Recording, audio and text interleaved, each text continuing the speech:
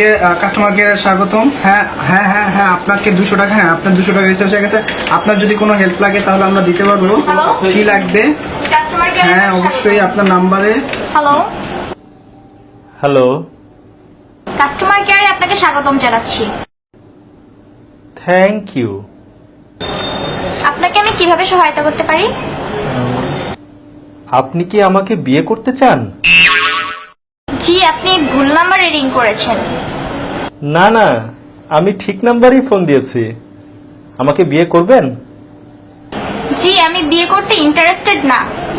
Love marriage করলে honeymoon করব সুইজারল্যান্ডে, আর অ্যারেঞ্জ ম্যারেজ করলে হানিমুন করব প্যারিসে। Not interested.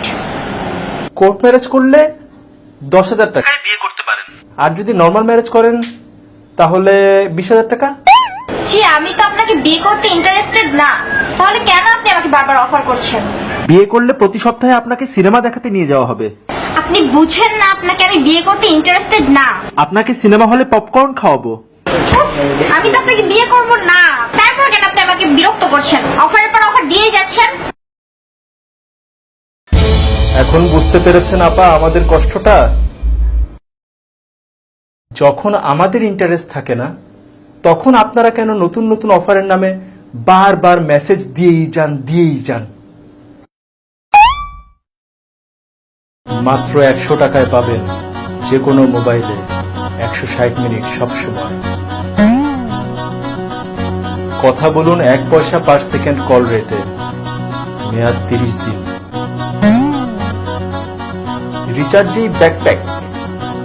আজকেই একবারে 500 টাকা রিচার্জ করে জিতে নিন ব্যাকপ্যাক। অফারের মেসেজ পেতে পেতে মেসেজের প্রতি অভক্তি এসে গেছে। অফারের মেসেজে পুরো মোবাইলের মেমোরি কার্ড ফুল হয়ে যায়, ডিলিট করতে করতে ঘন্টার পর ঘন্টা পার হয়ে যায়।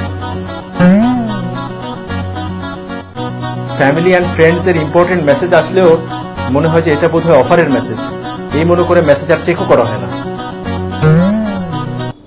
যখন আমাদের ইন্টারেস্ট থাকে না আপনাদের এসব অফারে, আপনারা কেন অফারের পর অফার দিয়েই যান?